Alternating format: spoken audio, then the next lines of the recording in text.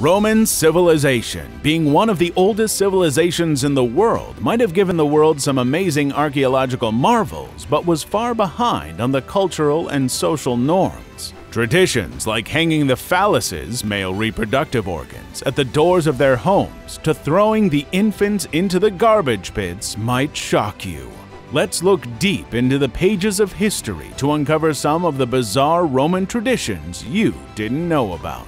If you go through this list, you'll quickly see that the Romans did take the lead in the competition to create the most intricate, bizarre, and frightening traditions and practices. The Romans were affluent, strong, and well aware of their position. They also enjoyed mingling, having fun, and flaunting their resources and authority. They were extremely superstitious at the same time. They also had a huge empire. A vast empire needs a lot of laws and regulations to keep it together and prevent it from falling. All of these factors work together to create some of the bizarre and most disturbing traditions and acts the world has ever known.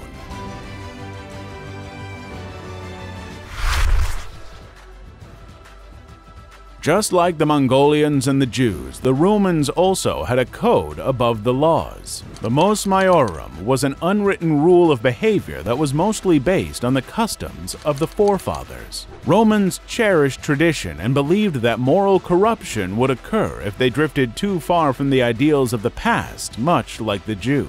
As a result, following the mos maiorum was considered essential to keeping Rome civilized and thus was virtually granted legal standing. In certain cases, deviating from precedent was viewed as subversive.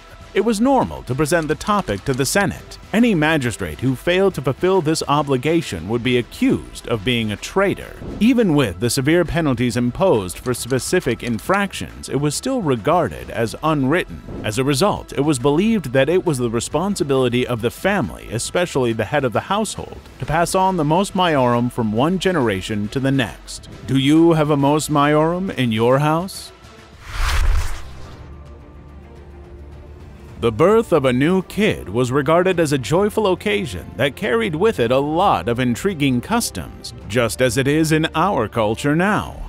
But in Roman culture, 8 to 9 days after birth were known as the Dies Lustricus, or Day of Cleansing. It held great significance for the baby. Given the state of healthcare and technology at the time, many infants did not survive through the first week, and the Romans believed that a kid was not truly a member of the family until the Dies Lustrictus had passed. The infant was laid on the ground and then raised to the sky by the father as part of the rituals leading up to the last day. This was intended to represent the father's acceptance of the kid as a family member. A newborn was formally granted a name after the completion of the Dies Lustrictus, which is why infants who passed away before this time were left without names. They were also given a specific amulet during this time, the bulla for males and the lunula for girls, to guard them against evil powers. Depending on their parental origin, the Romans were tremendously committed to making sure their children were well raised and attained the highest social position. However, when dealing with illegitimate children, they were incredibly callous, if not downright brutal. The newborn was set down at his father's feet soon after birth. It was a sign that the father was assuming charge of the kid's upbringing and education if he picked the youngster up. As a result, newborn children who were unwanted by their families were frequently dumped in landfills. Such youngsters may perish in the dumps, or they might be rescued there and raised as a slave by a Roman citizen.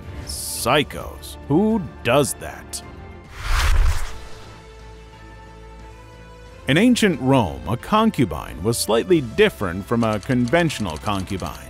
First of all, a man was only permitted to have one concubine at a time, and having a concubine while already married was forbidden. A man's relationship with his concubine also had legal validity and was regarded as one step below marriage, but there were certain key legal distinctions. In actuality, the majority of women who became concubines were merely unmarried because of social position or a man's desire to avoid complicating the succession of his fortune as a result of a prior marriage. Concubinage births were regarded as illegitimate, but the father was still obligated to support them while he was still alive. Did you know that the ratio of illegitimate children in Rome was much higher?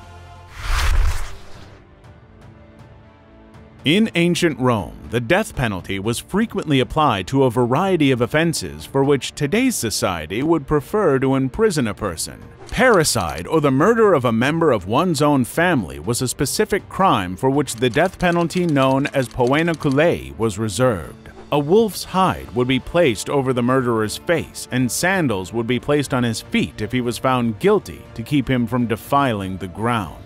The offender had to wait in jail until the sack was prepared for him. A dog, monkey, snake, and rooster were put into the sack, was put along with the offender and dumped into a river or the sea. The person was left to die in the sack with these animals. Romans were certainly primitive when it came to giving punishments. The title of homosacer, another age-old Roman penalty, was bestowed upon persons who violated oaths. Homosacer means one who is set aside. Those who received this title were not permitted to be ritually sacrificed, but they could be killed with impunity. A vigilante mob declared certain persons to be homosacer without any basis in law. Since early Rome lacked permanent forces, this law prevailed. As a result, citizens occasionally decided to take things into their own hands. The offender was deprived of any legal rights like land ownership, which indirectly threw him out of his social status. In short, anyone could take revenge by making the enemy a homosacer. Romans were not the only people who used lucky charms. People have employed different fortunate charms throughout history in every civilization and every culture. You may be familiar with some of these popular lucky charms, such as the four-leaf clover, horseshoe, wishbone, rabbit's foot, cat's eye, and fortunate charm bracelet. You may have even used a few of these charms at one time or another. They were therefore utterly terrified of evil and employed a variety of protective charms to stave it off. Wearing phalluses as pendants on necklaces to ward off evil was a customary Roman practice. Similar to this, they would hang enormous phalluses from door frames and doors as wind chimes. While they believed that specific goods might ward off evil, the Romans were not all that dissimilar from us. But it was indeed odd that they chose phalluses, penis or the male organ, as their fortunate charms. We must seriously ponder what led them to believe that phalluses might fend off evil. Weirdos. This could be expected from Romans, as they were the most naked and shameless people on earth.